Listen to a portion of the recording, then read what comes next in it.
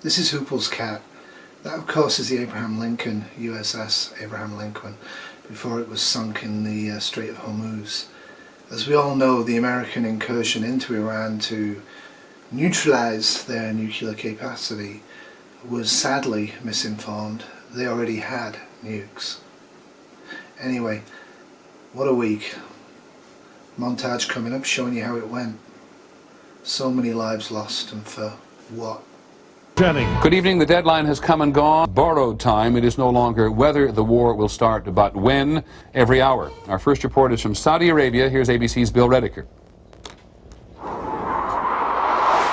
On the battleship Wisconsin, coordinated sea-air operations with British fighter jets, the firing of the ship's 5-inch guns, the testing of its anti-missile system, preparations for war. Ready for war, sir. Ready for war. That's what this ship came over here to do. Quarters, all hands man your battle stations. As the deadline approached, the commander announced the Wisconsin had been placed on DEFCON 2 alert. We should consider that hostilities are imminent. What does that mean? That means that we need to get ready to fight. The Army's 82nd Airborne also practiced today, storming and securing buildings. The firing of assault weapons and explosion of grenades increased the realism of what many here believe is the last step before battle. Of course, you know, everybody's nervous. It's just like playing a big game. Until the first blow, you won't know what's going to happen to the first blow.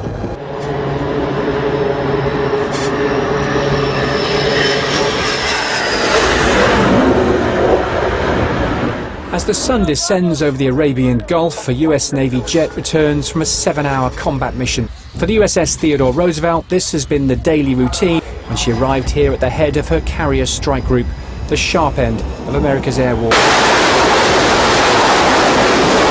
The Roosevelt, known as CVN-71, was here at the very start of operations. It's about 30 pounds.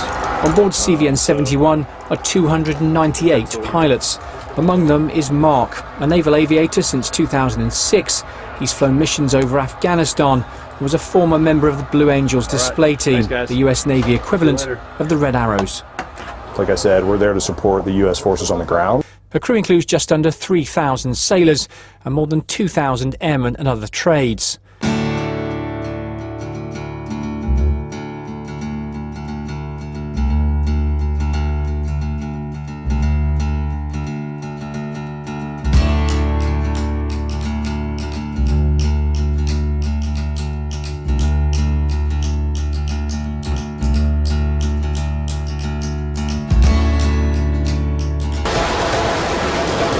The battle, I would say, is not over. We're still conducting strikes and still conducting that close air support mission.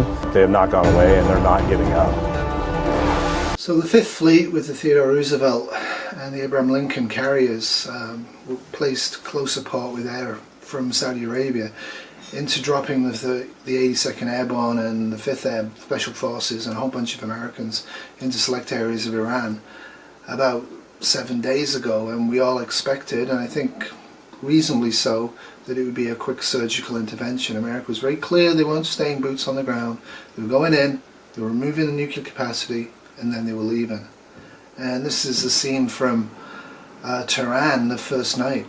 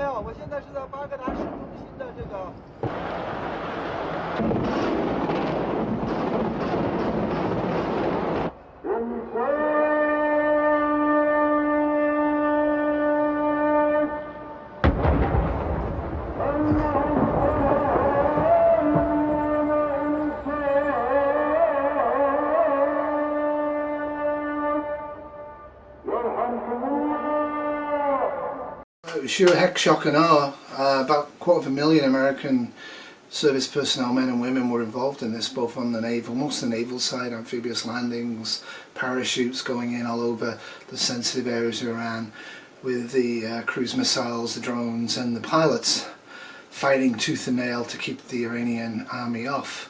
What the Iranians did, of course, was they pulled back as much as they could and didn't really engage unless they were forced into it, and tried not to. It looked basically like they were going to give up and they were going to let the Americans do what they were there to do. But as you can see from this map, Iran's a very large country and they have a lot of hills between them and the Strait of Hormuz. That was the one thing that was miscalculated here. Anyway, I'll just show you the other map so you can see where they actually landed and where the troops' dispositions were as much as I can. And then, of course, as we all know, this happened. Tonight, considerably increased air activity here in Saudi Arabia. During the past half hour, we have counted about 20 fighter jet aircraft takeoffs. Normally, there is some air activity at night, but it's normally transport and a few air missions. This does mark an increase in air activity. Peter? Bill, I hear that from elsewhere in Saudi Arabia as well. What does the military high command say about it? They're not saying anything, and they say that anything further on it will come out of either Washington or Riyadh, but we are hearing nothing in the eastern province of an official nature. Captain Mike Miller there says anybody who isn't scared is a fool. Is everybody scared? I think there's a certain amount of tension in the air and a certain amount of anxiety, both among the troops and the civilian population. There's a definite feeling that something is up or about to be up. Okay, thank you very much, Bill Rediker, who's in Saudi Arabia. By the way, senior Pentagon officials confirmed to ABC's Bob Zelnick that there has been an increase in night activity in the Gulf from both bases on land and also from ships, but they declined to characterize it beyond that. Are flashes of light. It appears to be some sort of anti-aircraft fire. A couple of flashes on the horizon now. Something is definitely underway here. Something is going on. The whole sky lit up with these flashes continually. Is it far in the distance, Gary? Occurring, and now we can see an entire. As we now know, Iran fired 3 10 to 20 megaton missiles on its own territory, and therein lies the problem. They already had nuclear weapons and they used them, on their own people. There's millions dead, there's radiation all over the area. Because of the positioning of the bombs, a lot of tidal wave damage and radioactive damage was done. The American Fifth Fleet was basically caught napping from this. There's not much you can do when a bomb goes off within 15 miles of you like this. And in some cases, most of the cases, as far as we can tell, they actually put them on their rubber boats and they got them as close as they could and then detonated at the last minute. It was an absolute catastrophe. As soon as they did that, they launched all of their little ships and just strafed and blew anything they could that was American out of the water. The Fifth Fleet's not lost, but most of it is sunk.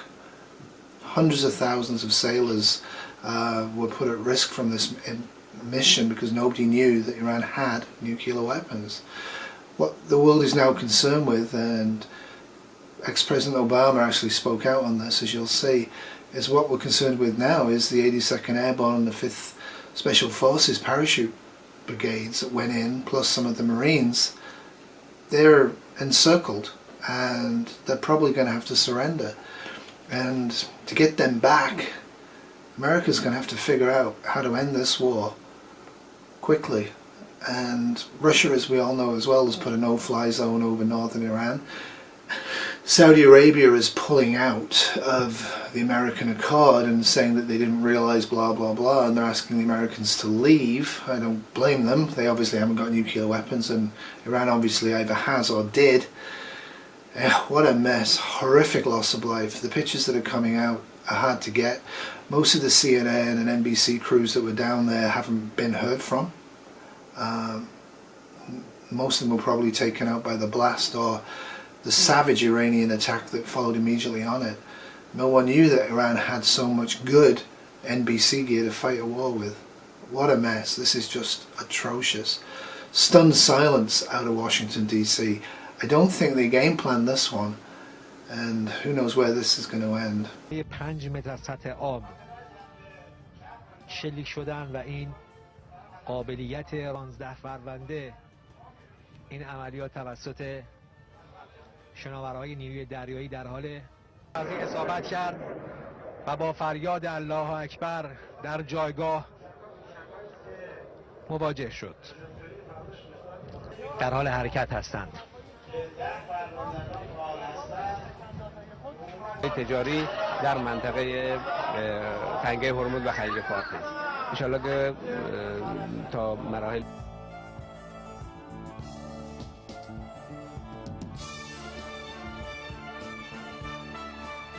Just going to end with some of the fallout, if you pardon the expression, from all of this. Tulsi Gabbard's rocketing up in the polls. She's been a strong critic of regime change war for a long time, and she ain't holding back on who she blames for the Iran debacle, and she seems to be resonating with the people. The other one, of course, is gold has now hit $6,000 an ounce. I don't think it's going to stay there, but I think I might sell a few gold coins I have, because the economy still sucks and it's not going to help. The other thing I just want to show with this is reportedly some of the reaction to the first nuclear explosion in the Strait of Hormuz that was actually captured by a BBC crew that was actually on the Abraham Lincoln, and it shows you a bit of that crew before this all happened as well. Anyway, my sincerest condolences to everybody out there who's got men and women now missing, presumed dead, or more likely, hopefully, going to be captured by Iran and used as pawns to get America to really have to figure out what it's going to do. Clearly a strategic nuclear strike on Iran, with Russia's firm don't, Europe's firm don't.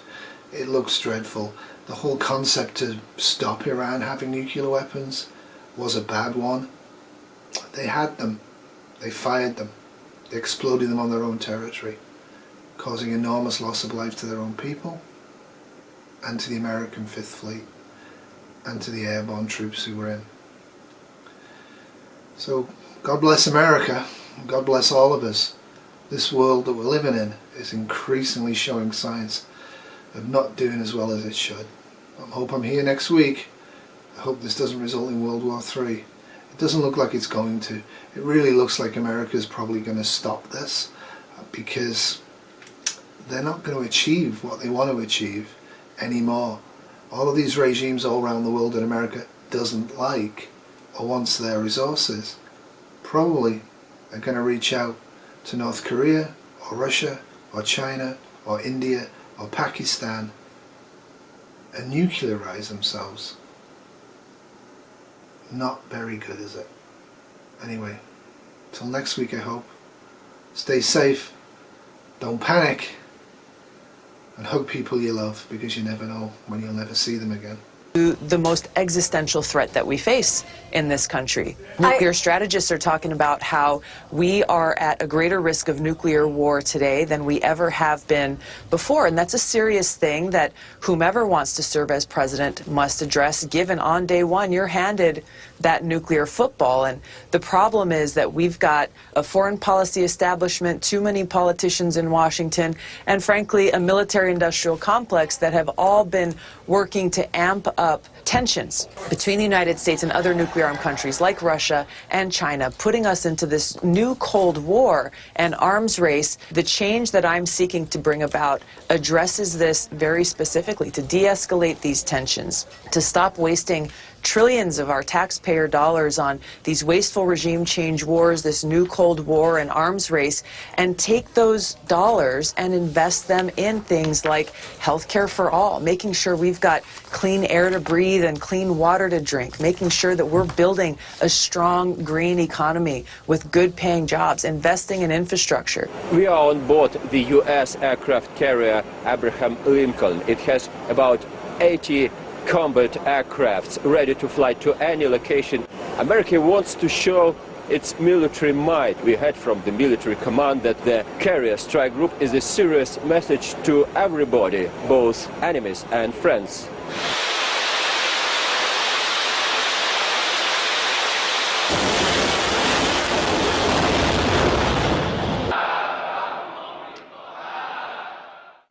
نه ما دنبال جنگیم، اونا هم به صرفشون نیست که دنبال جنگ باشن، میدونن که به صرفشون نیست.